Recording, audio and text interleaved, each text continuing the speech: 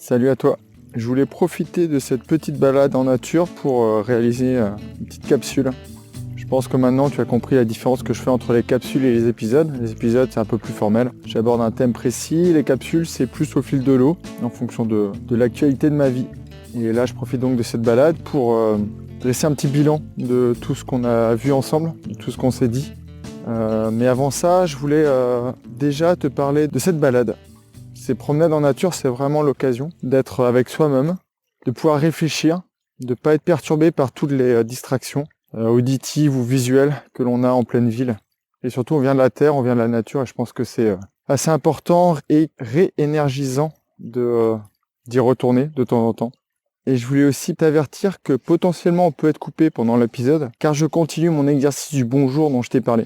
Quand je suis en balade comme ça, que je sois en train de courir ou en train de marcher, je dis bonjour aux gens que je croise, même s'ils me sont inconnus, en espérant que les personnes soient d'humeur à répondre aujourd'hui. Je voulais te remercier de m'avoir écouté sur l'année qui s'est écoulée. Pendant 4 mois, ça a été vraiment un plaisir de créer ces épisodes, et ça va l'être encore sur toute l'année qui arrive. Je voulais aussi te remercier pour tous les retours que tu m'as fait, que ce soit par écrit, via les avis, ou via aussi l'abonnement sur tes différents lecteurs d'écoute ou à la newsletter. Pour moi, ça représente quand même pas mal de choses. Ça veut dire que tu apprécies ce que je fais, que tu considères qu'il y a de la valeur, et donc ça me confirme dans l'activité que j'ai lancée l'année dernière. Le troisième point que je voulais aborder avec toi, qui fera l'objet d'un réel épisode, celui de mardi prochain, c'est dresser un bilan. Bonjour. Faire un bilan de l'année passée, c'est très important. Ça sert à rien de se dire, bon, l'année n'a pas été terrible, on l'oublie et on passe à la suivante. Parce que malheureusement, tu risques de refaire exactement la même chose et tu risques de refaire le même bilan dans un an. Mais malheureusement, si tu continues de faire les mêmes choses ou d'avoir les mêmes comportements, les mêmes habitudes ou d'avoir les mêmes regrets, tout va continuer de la même manière et les résultats sont exactement les mêmes. Donc c'est très important de dresser un bilan et je t'y aiderai dans le prochain épisode. On essaiera de faire quelque chose de relativement simple. Le but, c'est pas de se replonger dans le passé, peut-être dans les tempêtes que tu as traversées cette année, ou de ressasser des événements qui auraient pu mieux se passer ou des choses que tu aurais dû faire.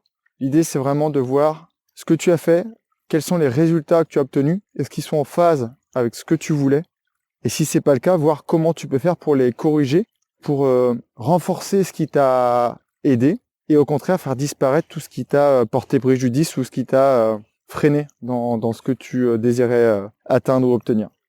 Le but aussi de cet épisode, donc de la semaine prochaine, c'est aussi d'éviter de créer des résolutions que tu n'arriveras jamais à tenir.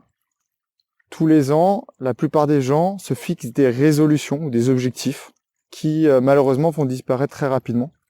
Bonjour. L'idée, c'est donc de faire le bilan pour définir de réelles résolutions. Et on va voir que c'est pas si simple que ça. Il y a des règles de base. Tu as peut-être déjà entendu parler de SMART.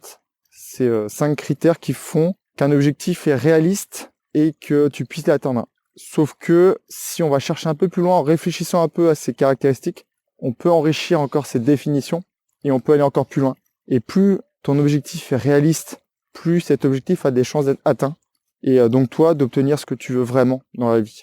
Et j'espère bien sûr que ce podcast va aussi contribuer à l'atteinte de ces objectifs, déjà dans leur définition, et pourquoi pas t'aider à créer des habitudes. Ça sera un thème aussi qu'on abordera cette année. De mon côté, je vais un petit peu passer à la vitesse supérieure dans le sens où je vais proposer d'autres services. Une chose qui est sûre, c'est que je garderai ce podcast.